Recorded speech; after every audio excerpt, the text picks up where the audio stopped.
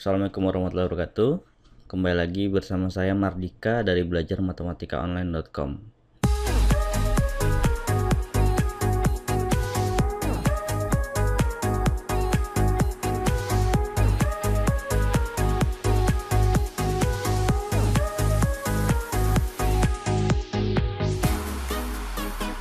Kali ini kita akan membahas tentang soal dan pembahasan SBMPTN tahun 2014 yang bagian tes kemampuan dan potensi akademik. Untuk kode soal itu 601 dan ini khusus untuk matematika dasar ya. Oke, langsung saja ke nomor 1. Nomor 1 soalnya 30 data mempunyai rata-rata P jika rata-rata 20% data diantaranya adalah P tambah 0,1, 40% lainnya adalah P kurang 0,1, 10% lainnya lagi adalah P kurang 0,5, dan rata-rata 30% data sisanya adalah P tambah Q. Maka Q sama dengan, untuk mengerjakan soal ini langsung saja kita tulis seperti ini.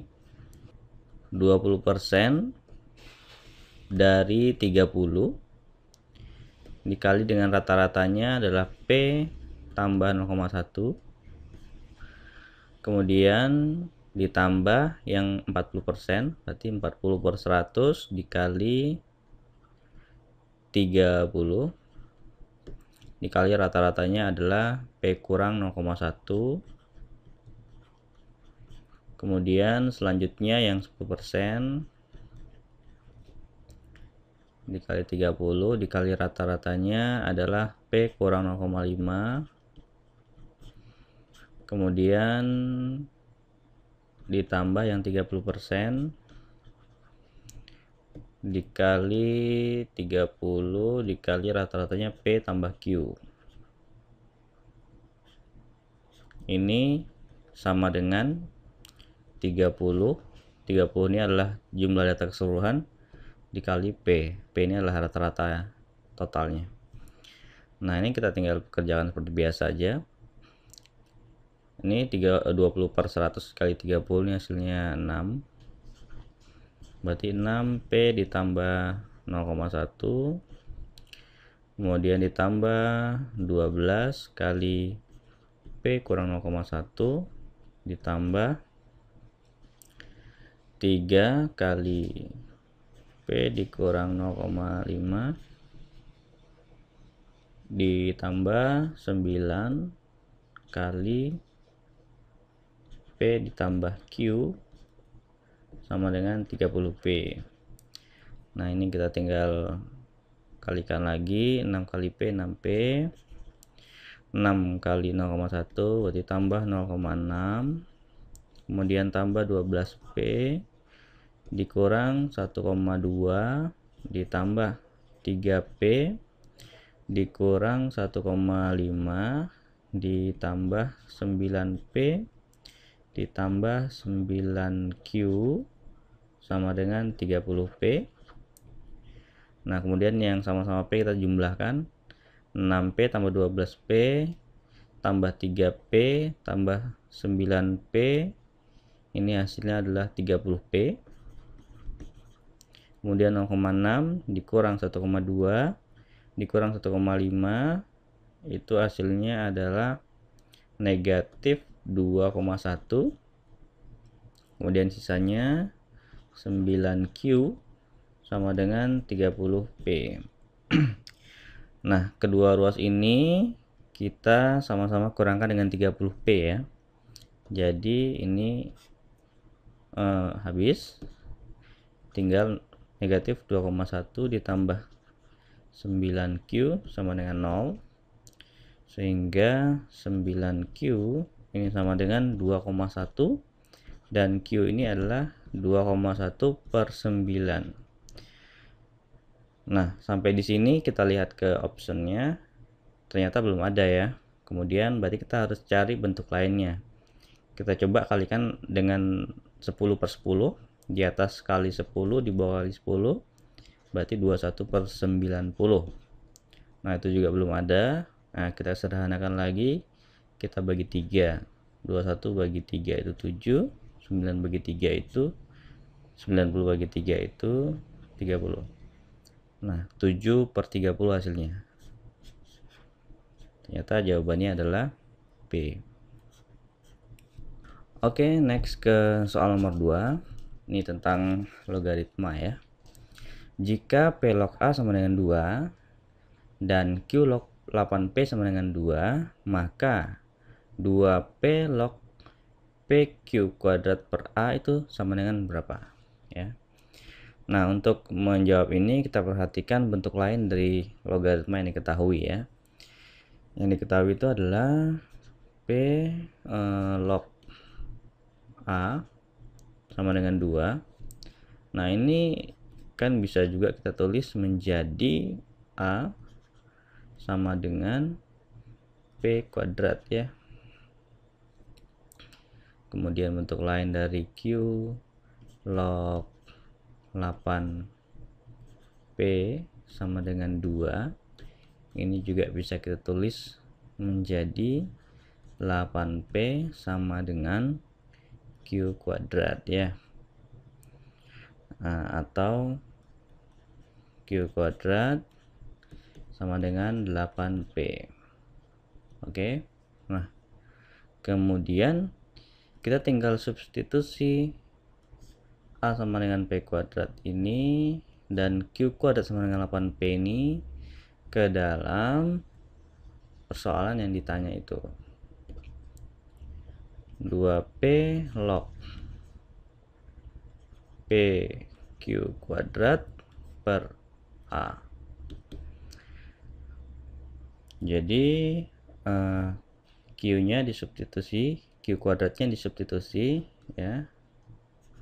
Ini tetap, P-nya tetap, Q kuadrat itu sama dengan 8P ya. Sehingga kita rubah menjadi 8P per dan A itu sama dengan P kuadrat ya. P kuadrat. Nah, nah di sini P-nya ini kita bisa coret kan. Nah, jadi tinggal sisanya 2P log 8 ya.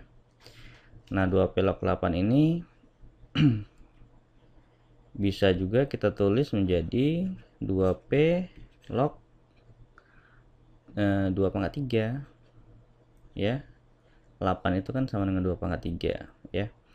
Dan sifat logaritma perpangkatan ini bisa kita tulis menjadi 3 2 log 2. Sorry. 3 2P log 2 ya.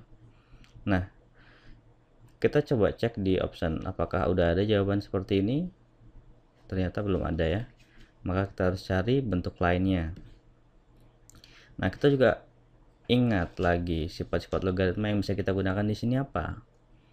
Nah, kita lihat di sini ternyata 2P-nya itu di belakang semua. Ya. Nah, kita coba rubah dia. Bentuknya itu menjadi 3 dikali 1/2 log 2P.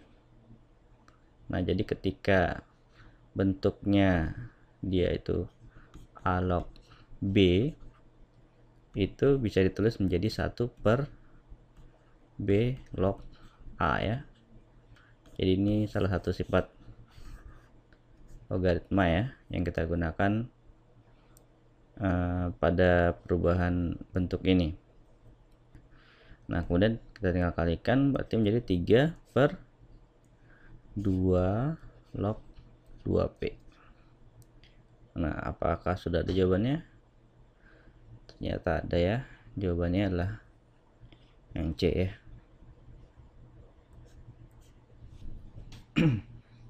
Oke, sekarang kita ke soal nomor 3. Soal nomor 3 tentang persamaan kuadrat ya. Persamaan kuadrat 2x kuadrat kurang px tambah 1 sama dengan 0 dengan p itu besar dari 0, mempunyai akar-akar yaitu alfa dan beta. Jika x kuadrat kurang 5x tambah q itu sama dengan 0, mempunyai akar-akar 1 per alfa kuadrat dan 1 per beta kuadrat, maka Q kurang P sama dengan berapa. Nah, kita harus ingat tentang akar-akar dari sebuah persamaan kuadrat ya. Ketika ada sebuah persamaan kuadrat, bentuknya itu ax kuadrat ditambah bx ditambah c sama dengan 0, maka kalau misalnya akarnya adalah x1 dan x2 ya, maka penjumlahan dari akar itu adalah negatif koefisien x di sini per koefisien di sini ya. Berarti x1 ditambah x2 itu sama dengan negatif b per a ya. Sedangkan kalau perkalian x1 dikali x2 itu adalah c per a ya, c per a. Oke, nah kita lihat ke persamaan yang ini. Nah itu kan akarnya adalah alfa dan beta ya, sehingga alfa ditambah beta itu adalah negatif P per 2 atau sama dengan P per 2 ya. Dan untuk perkaliannya itu adalah 1 per 2. Oke. Nah, kita harus tahu itu dulu. Nah, kemudian kita bandingkan dengan ini. Untuk persamaan ini akarnya adalah ini ya. Nah, penjumlahan dari akarnya adalah 1 per alfa kuadrat ditambah 1 per beta kuadrat, ini sama dengan 5. Bisa kita tulis ya. Untuk menjumlahkan ini kita harus samakan penyebut menjadi alfa beta kuadrat, sehingga di sininya menjadi beta kuadrat ditambah alfa kuadrat ya, sama dengan 5. Supaya lebih enaknya ngelihatnya, mungkin kita tulis alfanya di depan ya.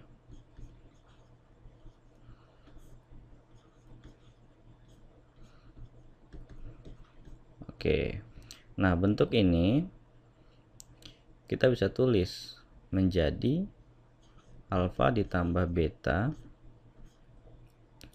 kuadrat dikurang 2 alfa beta per